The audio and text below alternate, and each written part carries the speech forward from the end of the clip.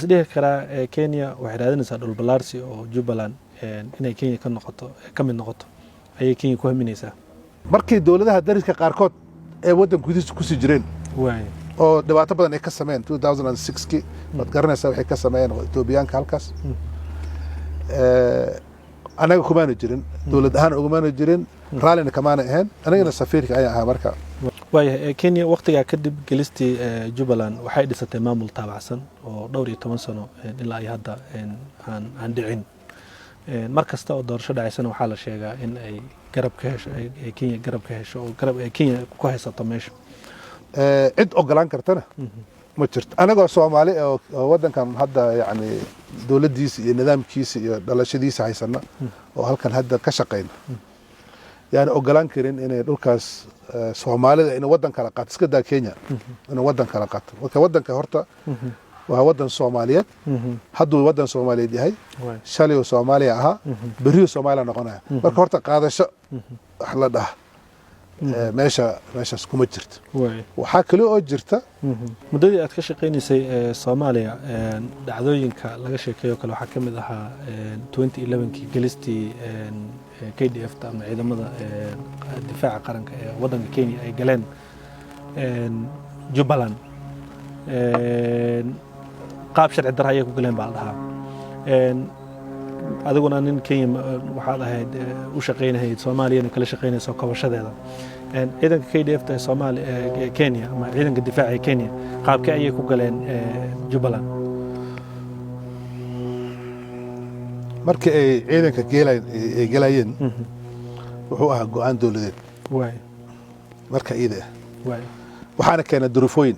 waqtiga ay duruufooyin jiray ayaa keenay waxaan rabaa inaan ogaato 2011 ka hor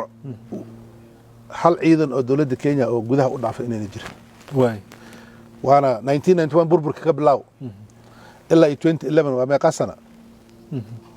waa dhowr iyo 10 sano dhowr iyo 10 sano horta ka dawlad ahaan ciidankooda ma gudbin sababta waxay ahayd annaga raalli kamaan ahayn ciidan hatta markii aan shirki wadni oo shirki 2004 2005 shirki inta lagu qabtay ciidan Kenya uu leeyahay awood waxaan u leeyahay inaan dawladda iyada aan raacino waxa ilaalinaynay inaan ku xadgudubna wadanka Soomaaliya ee qaranimadiis waxay qasab noqotay codsi dawlad laga helay inaan kali lagu gali karo marka horta intaas ciidanka dawladda dib u dhiskii dawladnimada 2003 2004 2005 ciidan galay ma jirin Soomaaliya oo Kenya 2011 marka dhowr iyo 10 sano kadib markii dawladaha dariska qaarkood ee wadan gudihiisa ku sii jireen oo dhibaato badan ay ka sameeyeen 2006kii wad garanaysaa waxay ka sameeyeen Etoobiyaanka halkaas anaga kumaana jirin dawlad ahaan ugumaana jirin raalina kamaana ahayn anagana safiirka ayaa ahaa marka laakiin 2011 waxay ka dambeeyay go'aan dawladeed iyo duruufooyin ka jira wadanka gudihiisa maxay waxa loo gagsan waayay dawlad ahaan ma ii sax waa inay galaan laakiin wixii keen inay galaan ma ka hadlayo go'aanka in la gala sax ma ahayd iyo sax ma ahayn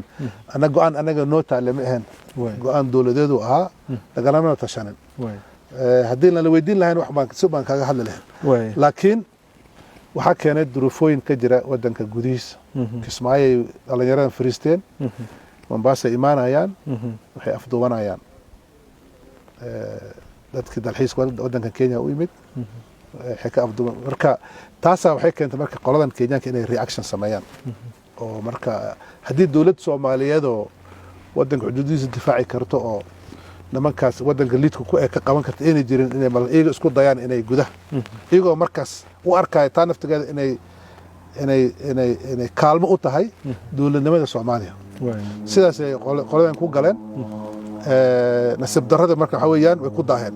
in intaas sii joogaan ma ahan waxa la rabay dawlad Soomaaliya wadan hanan karta xuduudeeda leh ciidankeedu u dhisan yahay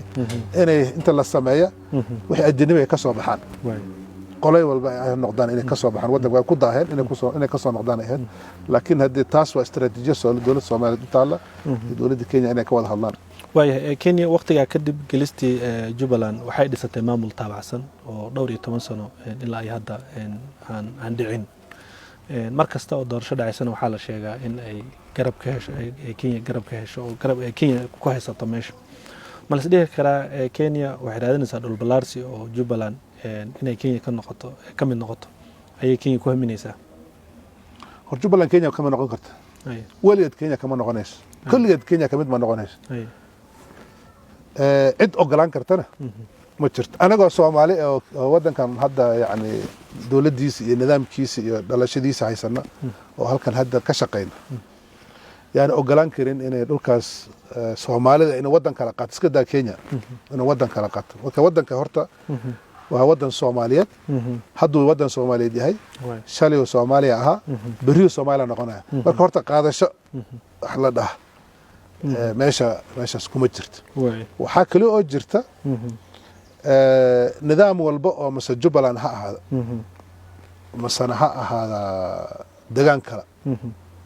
hadda wadan Somaliland kuwa Somaliland la dhaho ma jiraan yaa ciidanka meesha shisheeye ku haya waa kuwa wadanka waa ka go'day Soomaaliya iyagana waa dood I think aniga ila tahay Soomaali dhex taala marka in heshiis laga gaaray marka doorasho ka dhacda deegaanka saytu mase Soomaaliya aniga aragtidayda waa laazim inay raali ay ka noqoto dowladda Soomaaliya dhisan marka wixii kale hadda waa un sheeka Soomaali ay noqonaysaa oo culayska Soomaalida haysta marka inay meel saaraan laakiin hadda nidaamka Jubbaland ka dhisan nidaam dowladda Kenya u dhisan ay dhisteen aniga aragtidayda dadka meesha jooga waa dad Soomaali ah suurtagal waa ciidanka meesha jooga in loo arka qaarkood in ciidankaas u kala heelinayaan waa laga yaabaa yani siyaasadda marka la isku qabsado